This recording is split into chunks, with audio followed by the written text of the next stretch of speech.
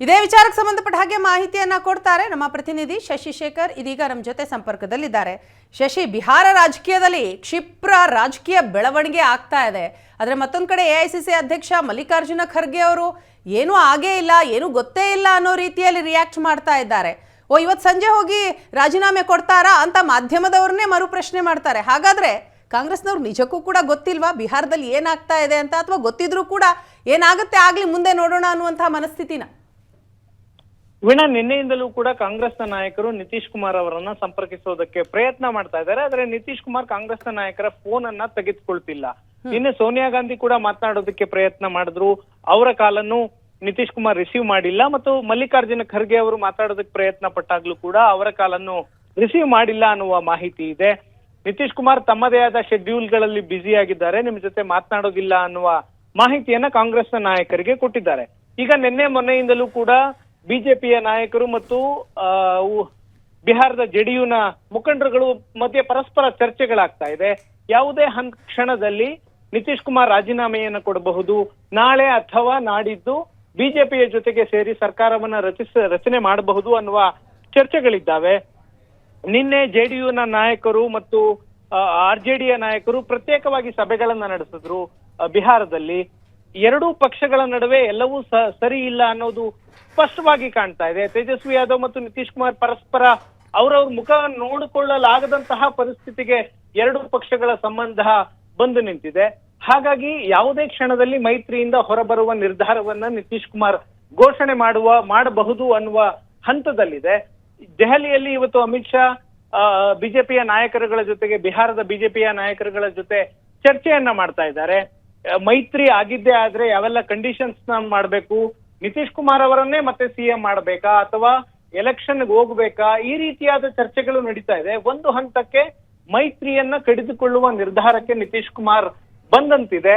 ಹಾಗಾಗಿ ಈ ವಿಷಯದಲ್ಲಿ ಕಾಂಗ್ರೆಸ್ ಮತ್ತು ಆರ್ಜೆಡಿಯ ಯಾವ ನಾಯಕರಿಗೂ ಕೂಡ ಸಂಪರ್ಕಕ್ಕೆ ಸಿಗ್ತಾ ಇಲ್ಲ. ಎನ್ಡಿಎದ ಬೇರೆ ಬೇರೆ ನಾಯಕರುಗಳು ಕೂಡ ಹೇಳ್ತಿದ್ದಾರೆ, ಕಾಂಗ್ರೆಸ್ ಮೇಲೆ ಬ್ಲೇಮ್ ಮಾಡ್ತಾ ಇದ್ದಾರೆ. ಕಾಂಗ್ರೆಸ್ ತನ್ನ ಮಿತ್ರ ಪಕ್ಷಗಳನ್ನ ಸರಿಯಾಗಿ ನಡೆಸ್ಕೊಳ್ಳಿಲ್ಲ, ಆ ಕಾರಣಕ್ಕೆ ಈ ರೀತಿಯಾದ ಬೆಳವಣಿಗೆಗಳು ನಡೀತಾ ಇದ್ದಾವೆ ಅಂತ. ಕಾಂಗ್ರೆಸ್ನ ಕೆಲವರು, ಕಾಂಗ್ರೆಸ್ ಬಿಹಾರದ ಸರ್ಕಾರದಲ್ಲಿ ಪಾಲುದಾರ ಪಕ್ಷ, 19 ಶಾಸಕರನ್ನ ಹೊಂದಿದ್ದಾರೆ, 2 ಮಿನಿಸ್ಟರ್ಗಳಿದ್ದಾರೆ.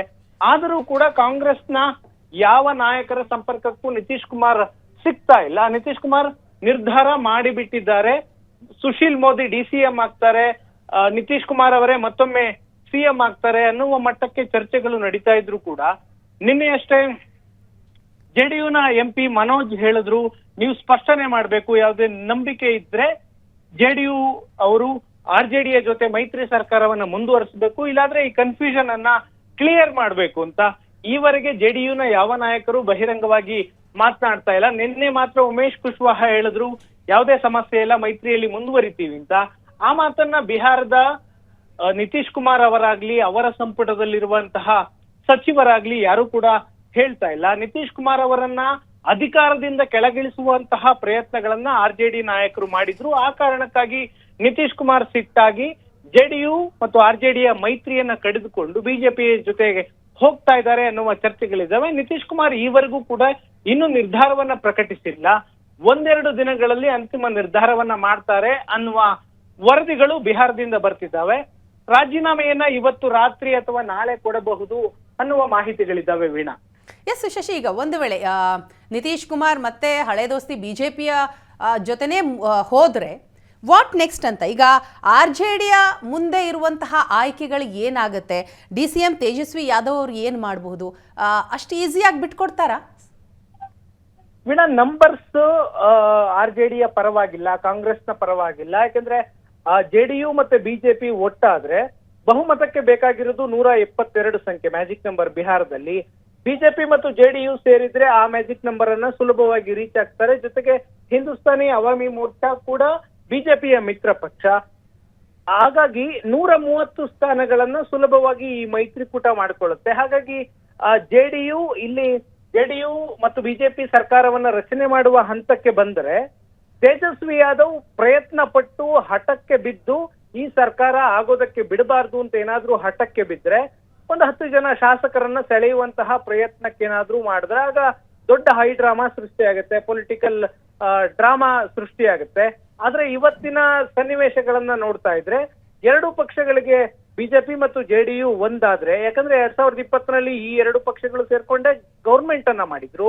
2 ವರ್ಷದ ನಂತರ ನಿತೀಶ್ ಕುಮಾರ್ ತಮ್ಮ ಅಲಯನ್ಸ್ ಅನ್ನ ಚೇಂಜ್ ಮಾಡಿ RJD ಜೊತೆಗೆ ಮೈತ್ರಿಯನ್ನ ಮಾಡ್ಕೊಂಡ್ರು. ಆ ಕಾರಣಕ್ಕೆ RJDಗೆ ತುಂಬಾ ಆಯ್ಕೆಗಳಿಲ್ಲ.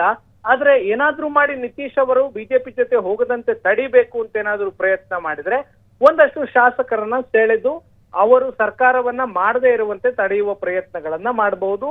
ಆಗ ಒಂದಷ್ಟು ಡ್ರಾಮಾ ಆಗತ್ತೆ. ಬಿಜೆಪಿಯವರು ಒಂದಷ್ಟು ಪ್ರಯತ್ನವನ್ನ ಮಾಡ್ತಾರೆ. ಶಾಸಕರ ಮೇಲೆ ನಿಯಂತ್ರಣ ನಿತೀಶ್ ಕುಮಾರ್ ಅವರಿಗೆ ಚೆನ್ನಾಗಿದೆ. ತಮ್ಮ ಶಾಸಕರನ್ನ ಒಟ್ಟಿಗಿಟ್ಕೊಂಡಿದ್ದಾರೆ. ಈವರೆಗೂ ಬಿಜೆಪಿಯ ಶಾಸಕರು ಕೂಡ ಬಿಜೆಪಿಯ ಜೊತೆಗೆ ಒಟ್ಟಿಗಿದ್ದಾರೆ. ಹಾಗಾಗಿ ಈ ಶಾಸಕರನ್ನ ಸೆಳೆಯುವ ಪ್ರಯತ್ನ ಕೈಗೂಡೋದು ಅನುಮಾನ ಅಂತ ಕಾಣುತ್ತೆ ವೀಣಾ. ಎಸ್ ಶಶಿ, ಮತ್ತೊಂದು ಕಡೆಗೆ ಒಂದು ವೇಳೆ ಬಿಜೆಪಿ ಮತ್ತೆ JDU ಮೈತ್ರಿಯಾಗಿ ಹೊಸ ಸರ್ಕಾರ ಆದರೆ CM ಸ್ಥಾನ ಮತ್ತೆ ನಿತೀಶ್ ಕುಮಾರ್ ಅವ್ರಿಗೆ ಹೋಗುತ್ತೆ. ಯಾಕಂತಂದ್ರೆ ಈಗಾಗಲೇ ಕೇವಲ 45 ಶಾಸಕರನ್ನ ಹೊಂದಿರುವಂತಹ ಪಕ್ಷ, ಅದು 78 ಕ್ಷೇತ್ರದಲ್ಲಿ ಬಿಜೆಪಿ ಇದೆ. ಸೊ ಹಾಗಾಗಿ CM ಸ್ಥಾನವನ್ನ ಕೊಡುತ್ತಾ ಬಿಜೆಪಿ? ವೀಣಾ, 2020ರಲ್ಲಿ ಬಿಜೆಪಿ ಮತ್ತು JDU ಮೈತ್ರಿ ಮಾಡಿಕೊಂಡು ಚುನಾವಣೆಯನ್ನ ಎದುರಿಸಿದ್ವು. ನಿತೀಶ್ ಕುಮಾರ್ ಅವರ ನಾಯಕತ್ವದಲ್ಲೇ 2020ರ ವಿಧಾನಸಭಾ ಚುನಾವಣೆ ನಡೆದಿತ್ತು. ಬಿಜೆಪಿ ಮತ್ತು JDU ಜೊತೆಗಿನ ಮೈತ್ರಿ ನಂತರದಲ್ಲಿ ನಡೆದಂತಹ ಚುನಾವಣೆ. ಆದ್ರೆ ನಿತೀಶ್ ಕುಮಾರ್ ಅವರ ನಾಯಕತ್ವದಲ್ಲಿ ಚುನಾವಣೆಯನ್ನ ಎದುರಿಸಿದ್ದೀವಿ ಅನ್ನುವ ಕಾರಣಕ್ಕೆ ಬಿಜೆಪಿ ನಿತೀಶ್ ಕುಮಾರ್ ಅವರಿಗೆ ಮುಖ್ಯಮಂತ್ರಿಯ ಸ್ಥಾನವನ್ನ ಬಿಟ್ಕೊಟ್ಟಿತ್ತು. ಅದಾದ ನಂತರ 2 ವರ್ಷಕ್ಕೆ ಅವರು ಅಲಯನ್ಸ್ ಚೇಂಜ್ ಮಾಡಿದಾಗ RJD ಕೂಡ ನಿತೀಶ್ ಕುಮಾರ್ ಅವರನ್ನೇ CM ಮಾಡುವ ನಿರ್ಧಾರಕ್ಕೆ ಬಂತು. ಈಗ ಬಿಜೆಪಿ ಅವರು ಕೂಡ ನೀವೇ CM ಆಗಿ ಅಂತ ನಿತೀಶ್ ಕುಮಾರ್ ಅವರನ್ನೇ ಮತ್ತೆ CM ಆಗಿ ಅಂತ ಹೇಳ್ತಿದ್ದಾರೆ. ಇನ್ನೊಂದು ವರ್ಷ ಇದೆ ಎಲೆಕ್ಷನ್. ನಿತೀಶ್ ಕುಮಾರ್ 2020ರಲ್ಲಿ ಹೇಳಿದ್ರು ಇದು ನನ್ನ ಕೊನೆಯ ಚುನಾವಣೆ, ಮತ್ತೆ ನಾನು ಚುನಾವಣೆಗೆ ಸ್ಪರ್ಧೆ ಮಾಡೋದಿಲ್ಲ ಅಂತ. ಹಾಗಾಗಿ ಇನ್ನೊಂದು ವರ್ಷ ಅಷ್ಟೇ ಇದೆ. 2025ರ ನವೆಂಬರ್ಗೆ ಬಿಹಾರದಲ್ಲಿ ಮತ್ತೊಂದು ಚುನಾವಣೆ ಬರುತ್ತೆ.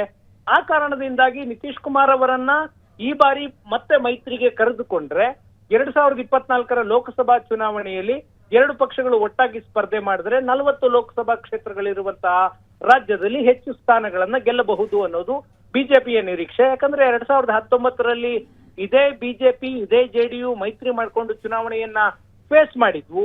40 ಲೋಕಸಭಾ ಕ್ಷೇತ್ರಗಳಲ್ಲಿ 39 ಕ್ಷೇತ್ರಗಳನ್ನ ಈ ಮೈತ್ರಿಕೂಟ ಗೆದ್ದಿತ್ತು. ಹಾಗಾಗಿ ಲೋಕಸಭಾ ಚುನಾವಣೆಯ ದೃಷ್ಟಿಯಿಂದ ಬಿಜೆಪಿ ಸ್ವಲ್ಪ ಲಿಬರಲ್ ಆಗಿ ನಿತೀಶ್ ಕುಮಾರ್ ಅವರೇ ಮುಂದುವರಿಲಿ ಅನ್ನುವ ನಿರ್ಧಾರಕ್ಕೆ ಬರುವಂತಹ ಸಾಧ್ಯತೆಗಳು ಹೆಚ್ಚಾಗಿದ್ದಾವೆ. ನಾಳೆಯೇ ಸರ್ಕಾರ ರಚನೆಯಾಗುತ್ತೆ ಅನ್ನುವ ಮಟ್ಟಿಗೆ ಚರ್ಚೆಗಳು ನಡೀತಾ ಇದ್ದಾವೆ. ವಾತಾವರಣ ಆ ರೀತಿಯಾಗಿದೆ Veena. Yes, thank you Shashi ತಮ್ಮೆಲ್ಲ ಮಾಹಿತಿಗಾಗಿ.